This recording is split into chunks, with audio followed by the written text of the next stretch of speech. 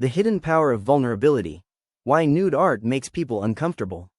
A person stands before a photograph in a gallery. They pause, they look for a few seconds. Then they quickly move on. Another visitor stops at the same image and studies it for several minutes. A third person feels inspired. A fourth feels uncomfortable. What causes such different reactions to the same work of art? The answer may have less to do with the image itself and more to do with vulnerability. Nude art occupies a unique place in human culture. Unlike landscapes, architecture, or still life photography, it presents something deeply personal, the human body.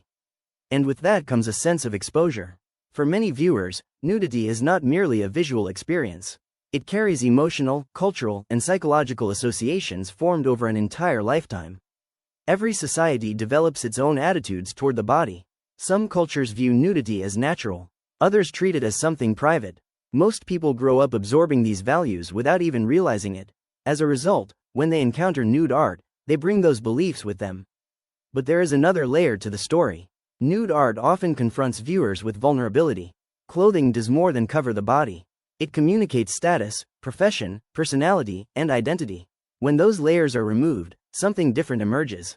The individual appears more human, more exposed, more fragile. For some viewers, this vulnerability creates empathy. For others, it creates discomfort.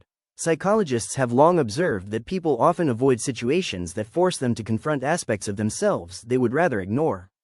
The human body reminds us of aging. It reminds us of imperfection. It reminds us of mortality. These are not always easy subjects.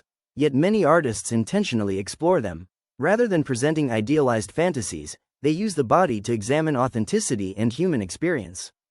The result is artwork that invites reflection rather than simple observation. Interestingly, discomfort is not necessarily a sign that a work has failed.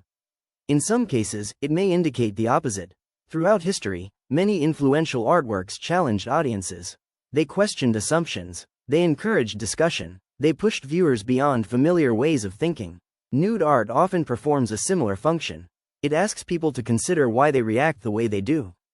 Why does one image feel acceptable while another feels controversial? Why does vulnerability provoke such strong emotions? The answers are rarely simple. But perhaps that complexity is precisely why nude art continues to fascinate audiences generation after generation. Because beneath every discussion about nudity lies a deeper conversation about what it means to be human. And that conversation is far from over.